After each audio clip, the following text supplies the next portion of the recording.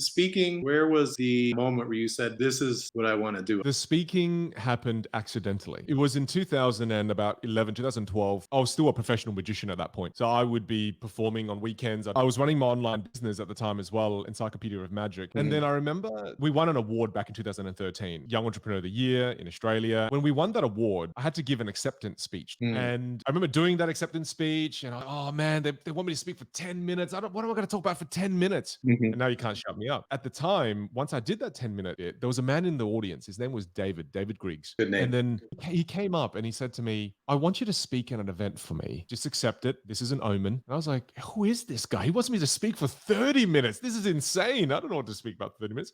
Anyway, I did it. And when I did it, right after I finished, David had flown in a speaking agent to watch me speak. And they both sat down and they said, you've got a talent. That day, that speaking agent booked me a keynote. Look, they're going to pay you about $1,500. And I said, do I have to speak for like 5 hours? And he goes, no, it's 45 minutes. And I went, wait, what? You'd pay me, huh? So it was kind of crazy. I couldn't believe that speakers get paid that much. I thought it was quite fraudulent, to be honest, when I started. That's how I started my speaking career. And I'll tell you too, that first keynote I did, I ended up refunding them the money because when I walked off stage with that first gig, I remember the CEO of the company was a building association in Sydney. As I walked off stage and I thought I did a brilliant job, literally the CEO asked me, Vin, have you done this before?